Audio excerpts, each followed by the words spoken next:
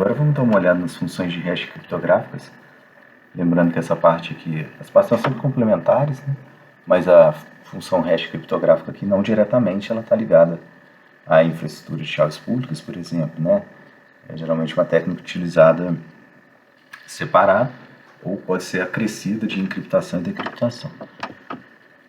Nessa aula a gente vai resumir as aplicações da função hash, vamos ter uma visão geral explicando como que a função hash pode ser utilizada para autenticação de mensagem, entender as diferentes propriedades de resistência em relação à resistência de colisão, por exemplo, com a geração de um hash. Tendo essa visão geral da estrutura básica também das funções de hash criptográficas, para que serve, enfim. A gente vai dar uma olhada, vou comentar sobre a aplicação de CBC, aquela cifra de bloco que a gente viu encadeada. É um método, um modo de operação para cifras de bloco para construir uma função hash. Vou dar uma passada no SHA, é o tipo de hash, o SHA-512. E por fim, comentar sobre o paradoxo do dia do aniversário e apresentar uma visão de ataque a esse paradoxo. Como funções hash, vocês já devem ter percebido que, por exemplo, vão baixar uma imagem de um sistema operacional. Aí você vai baixar a imagem de um Linux, né? Você tem normalmente lá o arquivo ao arquivo associado um hash. Isso quer dizer o quê? Que é uma sequência numérica, geralmente, né, em hexadecimal, com tamanho fixo, que vai dizer se aquele arquivo está íntegro ou não. Então é como se você tivesse esse tamanho de bloco que a gente está vendo, que seria a nossa mensagem, bloco de dados.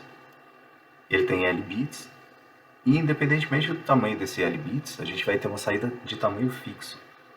Tamanho fixo, quem vai gerar para a gente é a função de hash. Ela é que vai fazer com que sempre saia um tamanho fixo. E como o modo de operação dela aplicado a essa mensagem, você vai conseguir verificar com esse valor de hash se o conteúdo foi modificado ou não da mensagem.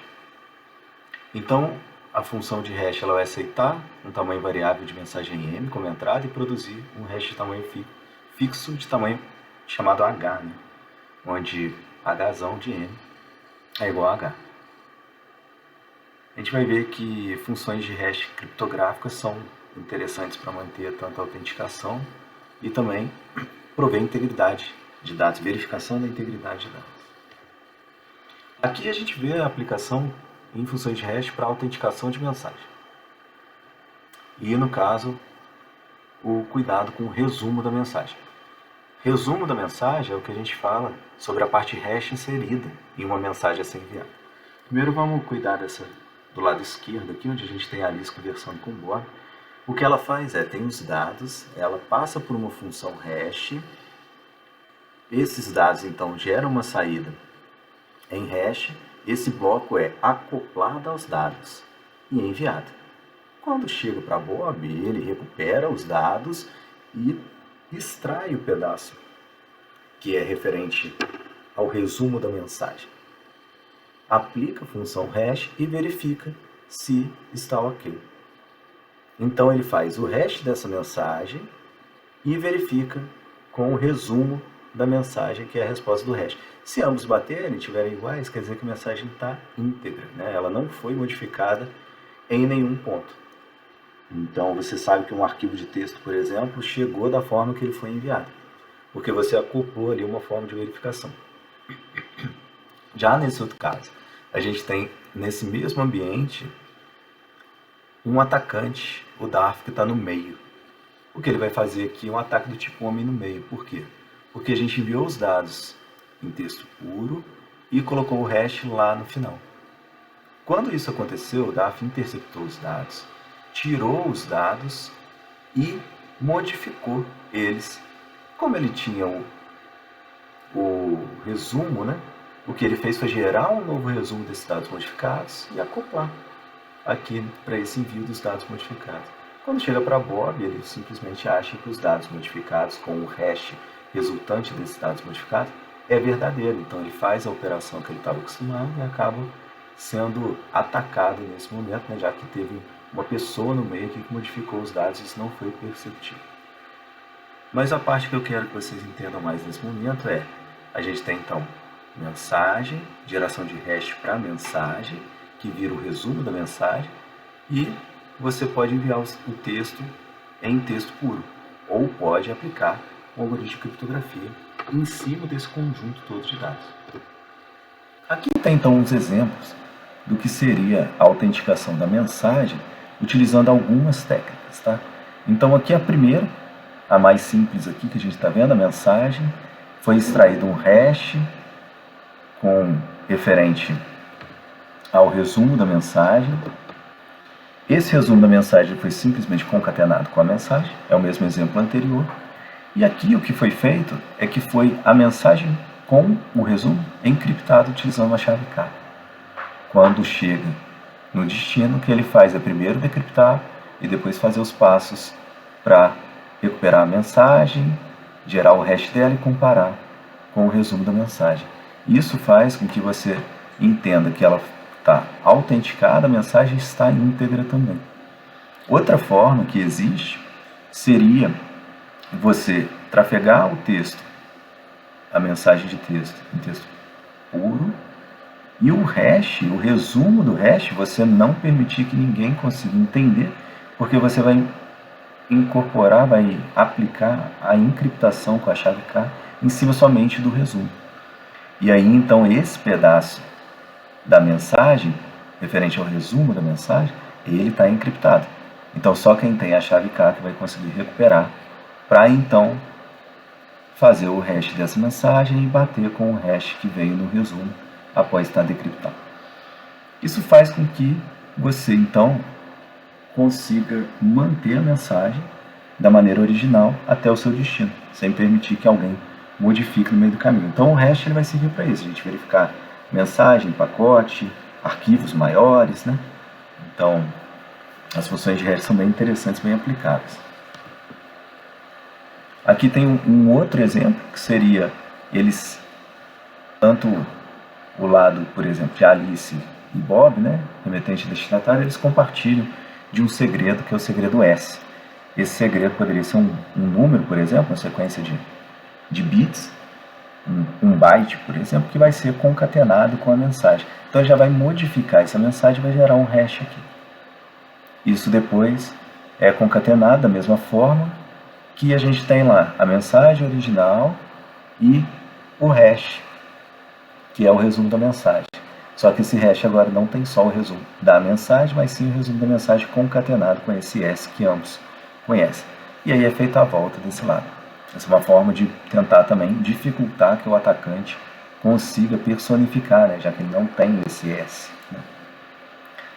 O D aqui é o último passo, onde a gente vê um último exemplo, que é basicamente a mesma coisa, só que a gente insere aqui uma confidencialidade, além utilizando a autenticação da mensagem, né, onde a gente encripta a mensagem agora, o conteúdo todo, né, o bloco inteiro é encriptado com a chave K e depois decriptado. A diferença do C e do D para o A e o D é que tem o segredo S compartilhado entre os dois como adicional de segurança. Aqui a gente tem uns exemplos simplificados de assinaturas digitais, aí seria, como a gente vem estudando, né, como inserir uma assinatura digital, seria você, na hora do método de criptografia, qual chave você vai utilizar. Então, para dizer que eu aqui desse lado esquerdo sou eu mesmo, só assinando, encriptando, utilizando minha chave privada. Chave privada, no caso, da origem A. E aí, só quem tem a minha chave pública consegue verificar que foi realmente encriptado por quem tem a chave privada, então verifica que, olha, a origem realmente foi A, né, que encriptou esse resumo da mensagem. Da mesma forma, você pode aplicar, deslocando a encriptação para depois da concatenação, você tem a encriptação do pacote inteiro, da mensagem inteira. Né? Da mesma forma, utilizando a chave privada no remetente, o destinatário utiliza a chave pública e aí verifica que foi realmente assinado com o usuário original, dono da chave privada. Aqui a gente vê funções de hash para aplicação como criar, né, essas funções de hash. A gente poderia ter funções de hash, por exemplo, que fazem essa diagonal aqui em um arquivo completo. A intenção é que dificulte, então, para modificação de arquivo. Como eu vim comentando com vocês, eu modifico um arquivo em algum pedaço, isso vai modificar a minha resposta do hash no final, né? A intenção é que isso aconteça. Primeiro a gente tem que, imaginando que você pegue somente um pedaço do arquivo, você teria então uma modificação a ser feita por um atacante, somente seria preocupante se ela pegasse naquele pedaço onde foi modificado. Um exemplo, eu tenho um arquivo de 100 blocos, aí contando 100 blocos, por exemplo, de 16 bits, e aí eu faço a minha assinatura não no arquivo inteiro, mas gravando ela somente um pedaço. O resumo da mensagem fica só aqui no final. O que eu posso fazer é simplesmente vir e modificar, retirar esse final, modificar a mensagem e gerar um novo resumo. É aquele ataque que a gente viu de homem no meio, né? Agora, existem funções que vão tentar complicar mais. E, basicamente, você vai gerar hashes mais simples, sem pensar na criptografia, você geraria hashes utilizando função do tipo XOR. Você combinaria e poderia então voltar as mensagens utilizando o XOR. Aqui nesse caso, o que está sendo feito é blocos de 16 bits vão ser aplicados algumas funções, como por exemplo um XOR com rotação de um bit à direita, nesses casos, e um XOR de cada bloco de 16 bits. Então eu vou realizando uma operação em cima de cada bloco e em alguns blocos aqui na diagonal eu faço um deslocamento. Isso faz com que dificulte ao atacante modificar qualquer pedaço do meu arquivo sem que eu perceba no final. Eu estou falando de função XOR aqui porque eu quero gerar no final um tamanho fixo, né? Então eu divido meu arquivo em tamanho de blocos iguais e no final, eu aplicando XOR em cima de cada bloco, eu tenho uma saída de tamanho fixo. Outra coisa que acontece é você aplicar algoritmos, por exemplo, para dificultar ainda mais, como o CBC, aquela cifra de bloco que a gente viu em outra aula, né? A gente tem aqui o CBC como modo de encriptação, só lembrando, você tem um vetor de inicialização, o texto que vai entrar ao bloco, você aplica um XOR, e você vai fazendo isso de forma encadeada, né? O chaining aqui, chaining do cipher block, né? O encadeamento da cifra de bloco. Essa é outra aplicação que a gente pode ter para gerar uma função saída de hash e deixar todo o arquivo bem amarrado, né? Cada bloco amarrado um no outro. Uma parte que é interessante comentar também é a parte da pré-imagem, né? Os conceitos de pré-imagem e colisão. Então, a gente tem que a pré-imagem, chamada de H, né? O nosso hash de saída, ele vai ser que o Hzinho aqui, ele é igual a Hzão de X, onde X é a pré-imagem de H. Isso quer dizer que, supondo, né, que o tamanho do código de hash ele tem n bits e a função H recebe como entrada mensagens ou blocos de dados com b bits de tamanho, onde b bits são maiores do que n, então eu tenho mais bits de entrada do que a minha saída, o total de mensagens possíveis é 2 elevado a b, e o total de valores possíveis de n, de hash, é 2 elevado a n. Então, em média, cada valor de hash corresponde a 2 elevado a b menos n pré-imagens. Essas pré-imagens, elas estão totalmente relacionadas à possível colisão que possa acontecer. Tá bom? Então, por isso que a gente fixa o tamanho da nossa saída, né? E também tamanhos de entrada para nossas operações. E a gente não quer variar o número de pré-imagens por valor de hash, nem alterar o valor de hash. A gente vai ver agora alguns requisitos de segurança relacionados a cada um desses critérios. Onde então aqui o que nós temos é que o tamanho de entrada variável, e aí eu estou dizendo que o tamanho da entrada como um todo, né, dos blocos de dados, o tamanho do arquivo que vai ser avaliado, ele pode ser de qualquer tamanho, mas a saída vai ter que ser fixa. E a gente está falando aqui de uma função com propriedade de mão única. A gente tem conceitos como a eficiência, onde o hash de x é relativamente fácil de calcular para qualquer valor de x informado, e aí, seja em hardware ou em software.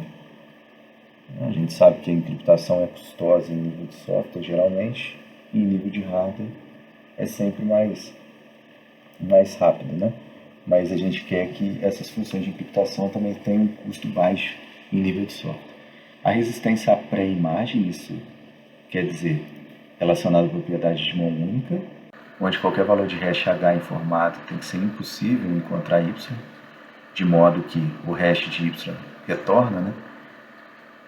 O H de Y retorna o H, o Hzinho. Resistência à segunda pré-imagem, então é questão de resistência à colisão fraca nesse caso, onde cada bloco X informado é computacionalmente impossível encontrar o Y diferente de X, tendo o hash de Y e o hash de X. Resistência forte à colisão, computacionalmente impossível encontrar um par X e Y de modo que H de X seja igual a H de Y, ou seja, teve colisão, né? Eu tinha arquivos diferentes e gerei o mesmo valor de hash de saída.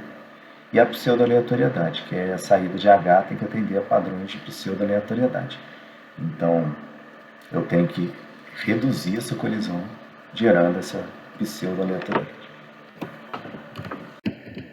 Aqui só o que a gente vê é a relação entre as propriedades de função de hash que foram comentadas.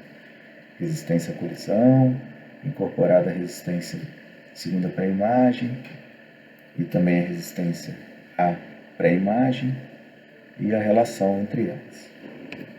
Aqui a gente vê das propriedades de resistência, elas vão estar aplicadas a algumas situações do tipo, se eu quero ter resistência à pré-imagem, resistência à segunda pré-imagem, resistência à colisão, eu vou utilizar hash mais assinatura digital. Se eu quero detectar, por exemplo, a intrusão, detecção de vírus, alteração, né, do conteúdo do meu arquivo, tudo mais, eu quero ter resistência à segunda pré-imagem. Um arquivo de senha de mão única, ele vai ser resistente à pré-imagem somente. E o MAC, ele é a autenticação da mensagem, né? Aquela parte da mensagem que a gente vê autenticada, acoplada no final, dizendo que a mensagem é realmente verdadeira, e existem diversos protocolos, diversas operações que permitem você inserir a autenticação da mensagem. O MAC ele vai ser resistente também à pré-imagem, a resistência à segunda pré-imagem e à colisão. Esse asterisco aqui a gente tem porque a colisão é algo que vai depender do modo da aplicação que a gente está fazendo, né? Então, por exemplo, um MD5 é um tipo de hash que foi constatado que tem colisão depois de o universo dele ter expandido bastante. Já outros tipos de hash, como são mais utilizados atualmente, como o SHA-512, por exemplo, são hashes que têm maior resistência à colisão. O MAC, então, ele é o código de autenticação da mensagem, e ele vai ser aquela aplicação que a gente viu para verificação tanto de integridade como da autenticidade, né? Da assinatura digital. Se vocês se lembrarem aqui, é como se a gente tivesse aquele hash acoplado ao final e tivesse também a criptografia da mensagem como um todo. Esses são protocolos baseados em MAC, que é o Message Authentication Code. Vocês se procurarem vão encontrar bastante algoritmos de MAC, HMAC, enfim, utilizados em várias situações. Aqui nós temos uma estrutura geral do código de hash seguro, proposto por Merkle, onde a gente tem aqui nos requisitos de segurança O fluxo padrão de algoritmo de hash, onde você tem um vetor de inicialização e você vai ter os blocos de dados que vão sendo inseridos, né? A gente tem L, onde L é o número de blocos de entrada, N vai ser o tamanho do código hash de saída, B é o nosso tamanho do bloco de entrada, e Y é o iésimo bloco de entrada. A gente tem a nossa entrada aqui, tem um vetor, né, um valor inicial também acoplado, uma variável de encadeamento, um algoritmo de compactação. A gente tem então a estrutura básica de ter um arquivo de qualquer dividido em B blocos, e depois ele é uma parte dessa entrada da função f, o valor inicial, a variável de encadeamento, o n, que é o tamanho do código de hash que a gente quer de saída. Isso tudo dentro da função f é onde vai estar a inteligência, a proposta do algoritmo de hash em si. Então ele vai fazer, por exemplo, permutações, pode gerar combinações com o short, que a gente via, né? Deslocamento de bit. E o que ele vai fazer é ter uma saída n, onde n é o tamanho do código hash. E aí ele pode ir passando por diversas rodadas, fazendo para cada diversas rodadas ou por blocos, né? Cada bloco aqui, y0, y1 até yl-1. O que acontece é que a gente vai ter colisão. Em algum momento, provavelmente, a gente vai ter colisão dependendo, porque depende do nosso tamanho do universo aqui, da saída n, né? Que é o nosso tamanho do código hash. Agora, o que a gente... B, a entrada desse tamanho de bloco, ele é maior ou igual a n. Então, o que o algoritmo tem de dificultar é que essas colisões aconteçam, ou seja, de forma inviável computacionalmente de serem calculadas ou encontradas as operações realizadas em F para compactação dos dados. Então a gente chama essa entrada aqui, a saída no tamanho fixo em hash, de compactação dos dados, né? Já que a gente tinha uma quantidade de dados muito maior e uma saída de tamanho fixo, a gente tem o que é chamado de compactação.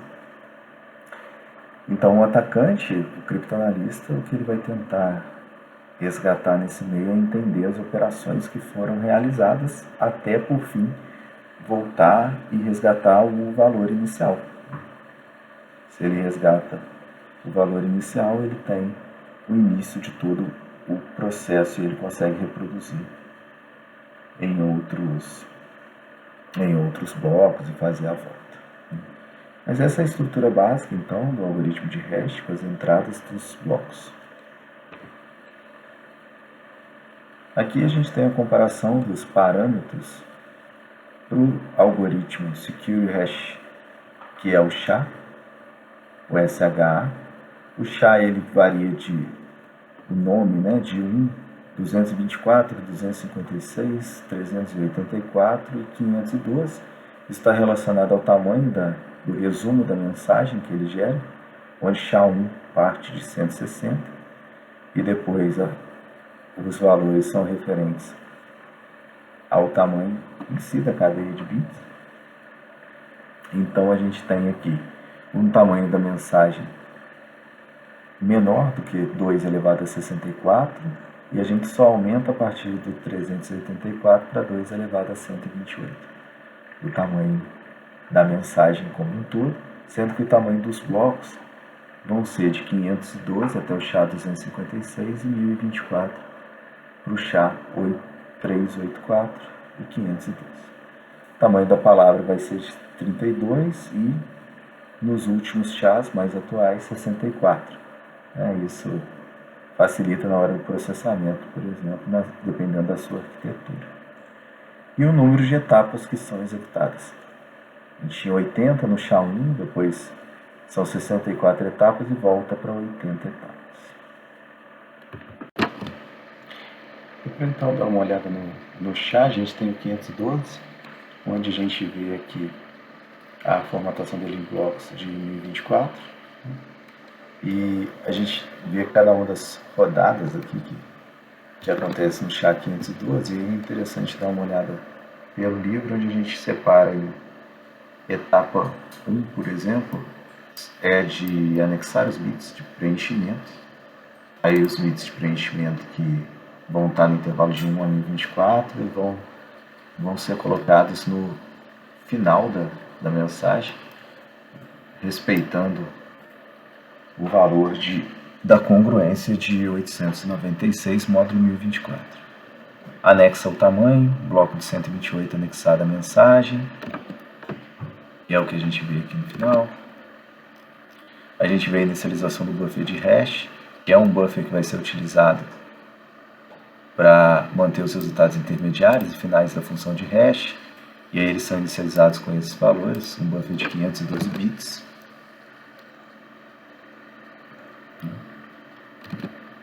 E então comenta cada um dos registradores, 64 bits de A até H, que são separados para armazenamento desses valores. A gente vê aqui a aplicação deles nas rodadas, né? O processamento da mensagem em cima de blocos de 1024, que é equivalente a 128 palavras, né?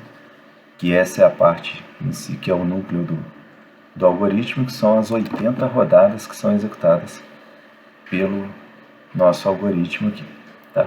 Pelo algoritmo, o SHA-512 com bloco único de 1024. A entrada 1024 e a saída 512. Então a saída nossa aqui vai ser a partir daquele bloco de 1024, depois N estágios, a mensagem de 512. A gente tem cada uma das operações, né, separação dos blocos aqui, entrando naquela função que a gente viu de compactação, e aí o XOR sendo realizado primeiro com valor inicial, que foi o H0, e sendo feito o CBC aqui, né, o fluxo que a gente vê das cifras, até a gente ter o código final com o último bloco no hash. Aqui é a visão mais detalhada da entrada para cada um daqueles registradores, como eu comentei, e as chaves para cada uma das rodadas de forma derivada. Seguindo aqui do nosso livro, é mostrado também essas constantes que são utilizadas pelo SHA-512. As operações elementares, aí a gente não vai entrar em detalhes aqui, mas são as operações em cima de cada um dos registradores, como que elas são realizadas. E a relação da criação de sequência para as 80 palavras no processamento de um único bloco, SHA-512. O livro ele traz mais detalhes passo a passo do que está acontecendo. Nesse momento a gente vai passar essa execução aqui em cima dos exemplos. É mais interessante, eu acredito, olhar um exemplo com ASCII aqui para três valores, A, B e C, 3 bytes aqui, onde vai ter a aplicação do SHA. Então fica mais claro para visualizar cada uma das palavras sendo divididas, os registradores, o que eles vão assumindo de valores, cada uma das etapas, das rodadas, o que é que a gente tem de variação. É lógico que é um exemplo, de certa forma, resumido também, né? Não é feita a explicação de cada uma das operações, mas a gente entende que a entrada e a saída, realizando o XOR e a aplicação das funções, o que acontece no SHA-512.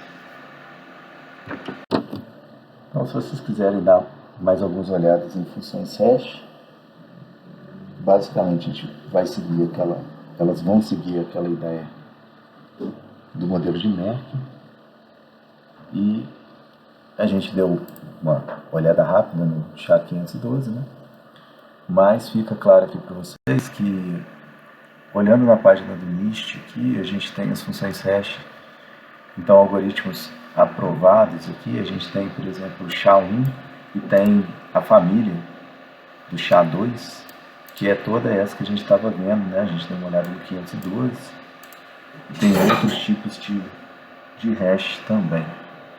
E aí é interessante dar uma olhada, ver também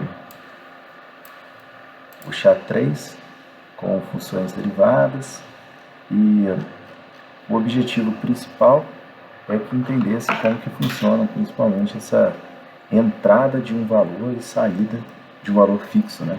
A entrada de blocos e a saída de um valor fixo, a possibilidade de verificação de integridade e também associação com autenticação de mensagem, onde aí a gente está aplicando o hash como um argumento para autenticação de mensagem, né? O código de autenticação de mensagem utilizando funções hash.